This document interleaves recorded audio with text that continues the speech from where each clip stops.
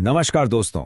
आज हम एक ऐसे टॉपिक पर बात करने वाले हैं जो सीधे हमारी आपकी सबकी सेहत से जुड़ा है, खाने में मिलावट।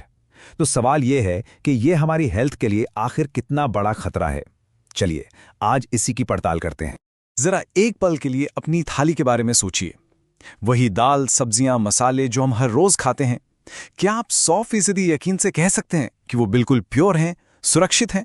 देखिए, सवाल तो बड़ा सीधा सा लगता है, पर इसका जवाब उतना ही मुश्किल है। तो चलिए सबसे पहले ये समझते हैं कि हमारी थाली का सच आखिर है क्या, ये मिलावट होती क्या है और ये प्रॉब्लम कितनी सीरियस है। तो आखिर ये फूड अडल्ट्रेशन यानी खाने में मिलावट है क्या चीज़? देखिए, इसका सीधा सा मतलब है धोखा। जब कोई अपने फायदे के लिए, थोड़े से मुनाफे के लिए खाने की चीज़ में कोई सस्ती या और भी बुरा, कोई नुकसान पहुंचाने वाली चीज़ मिला देता है, बस उसी को मिलावट कहते हैं। और ये कुछ भी हो सकता है, रंग हो सकता है, कंकड़ पत्थर हो सकते हैं, या फिर खतरनाक केमिकल्स भी। और ये मत सोचिए कि ये कोई मामूली सी धोखाधड़ी है, बिल्कुल नहीं। नेशनल ह्यूमन राइट्स कमीशन यानी NHRC के सेक्रेटरी जनरल श्री भरत लाल कहते हैं कि इसका सबसे बुरा असर हमारी सोसाइटी के सबसे कमजोर लोगों पर पड़ता है। सोचकर देखिए, हमारे बच्चे, प्रेग्नेंट औरतें और हमारे बुजुर्ग। पता है इस प्रॉब्लम को और ज्यादा डरावना क्या बनाता है? वो ये है कि एक बार अगर मिलावटी खाना सप्लाई चेन में आ गया, मार्केट में आ गया, तो उसको ढूंढना या वापस बुलाना लगभग नामुमकिन हो जाता है। सोचिए, एक छोटा सा खराब सैंपल भी सैकड़ों लोगों तक पहुंच सकता है और उन्हें बीमार कर सकता है। तो फिर सवाल उठता है कि अगर ये प्रॉब्लम इतनी पुरानी है और इतनी गंभीर है, तो इसके खिलाफ जो लड़ाई है वो इतनी मुश्किल क्यों है? आखिर दिक्कत कहाँ आ रही है? ऐसा नहीं है कि हमने कोशिश नहीं की, बिल्कुल की है। आप देखिए, इंडिया में मिलावट को रोकने के लिए जो कानून है वो तो 100 साल से भी ज्यादा पुराने हैं। 1918 से शुरू हुआ, फिर 1954, 2006 कई कानून बने। लेकिन इतने कानूनों के बाद भी आज भी ये एक बहुत बड़ा चैलेंज बना हुआ है। इसके पीछे कुछ बड़ी वजह है। पहली चीज, हमारा लीगल सिस्टम बहुत धीमा है। आप सोचिए, 15-15 साल पुराने केस आज भी चल रहे हैं। दूसरा, खेती में पेस्टिसाइड्स का अंधाधुंध इस्तेमाल हो रहा है। इसके अलावा जो फूड टेस्टिंग लैब्स हैं, उनकी हालत भी कोई बहुत अच्छी नहीं है। और शायद सबसे बड़ी बात, हम और आप जैसे आम लोगों में इस मुद्दे को लेकर जागरूकता ही कम है। लेकिन अब लगता है कुछ बदलने वाला है। इस चुप्पी को तोड़ने और एक असली सुधार लाने के लिए देश के बड़े बड़े एक्सपर्ट्स एक साथ आए हैं। हाल ही में नेशनल ह्यूमन राइट्स कमीशन ने एक बहुत बड़े मीटिंग बुलाई, और इसमें कौन कौन था? बड़े सरकारी अफसर, साइंटिस्ट, कंज्यूमर एक्टिविस्ट, सब लोग इकट्ठा हुए ताकि इस प्रॉब्लम का कोई ठोस हल निकाला जा सके।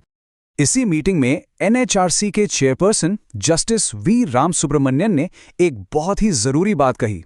उन्होंने कहा कि एक स्वस्थ और बीमारी मुक्त जीवन जीना हर इंसान का मौलिक अधिकार है, और ये जो मिलावट है, ये इस अधिकार पर एक सीधा हमला है।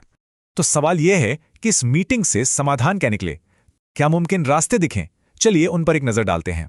सबसे बड़ा सुझाव तो ये था कि छोटे मोटे बदलाव से काम नहीं चलेगा, हमें पूरे सिस्टम को सुधारना होगा। इसका मतलब क्या है? इसका मतलब है कि खेत से लेकर हमारी प्लेट तक खाने के पूरे सफर को मैप करना होगा। हर स्टेज पर पता लगाना होगा कि मिलावट कहां कहां हो सकती है, और फिर वैज्ञानिक तरीकों से उस पर नजर रखनी होगी।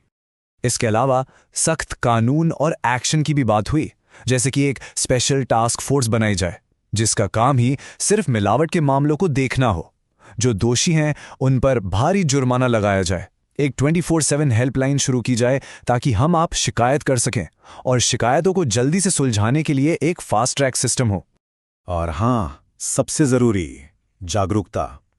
हमें और आपको जागरूक होना पड़ेगा। सुझाव यह है कि खाने में मिलावट के बारे में स्कूलों में पढ़ाया जाए, स्कूल कॉलेज की लैब्स में फूड टेस्टिंग की सुविधा हो, और सरकार आम जनता के लिए बिल्कुल आसान भाषा में जागरूकता अभियान चलाए। और आज के समय में टेक्नोलॉजी तो एक बहुत बड़ा हथियार बन सकती है ना?